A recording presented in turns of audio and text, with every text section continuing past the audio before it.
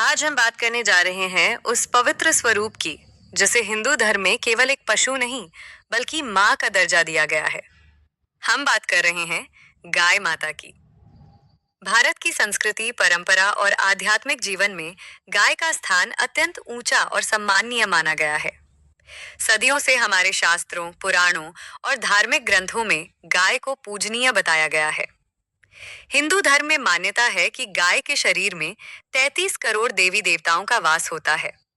शास्त्रों में कहा गया है, गावो विश्वस्य मातरः, अर्थात गाय समस्त विश्व की माता है।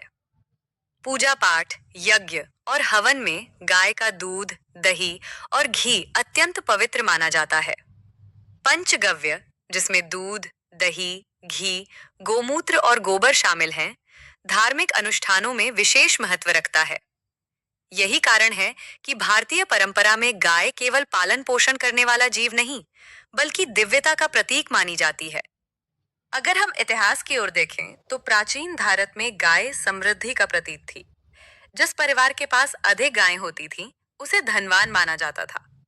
गाय का दूध पोषण देता है, उसका घी स्वास्थ्य के लिए लाभकारी है और गोबर खेतों के लिए उत्तम जैविक खाद के रूप में उपयोग होता है।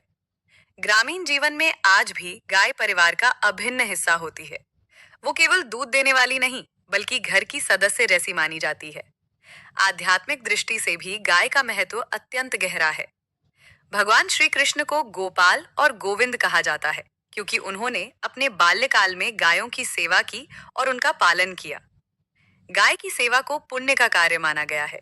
ऐसी मान्यता है कि जो व्यक्ति श्रद्धा और प्रेम से गाय की सेवा करता है, उसके जीवन में सुख, शांति और समृद्धि आती है।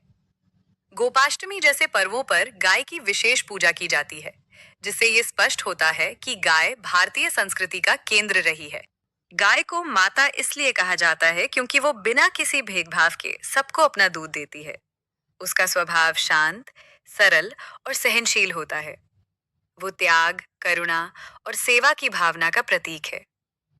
हिंदू संस्कृति हमें सिखाती है कि जो हमें पोषण देता है, उसकी रक्षा और सम्मान करना हमारा कर्तव्य है।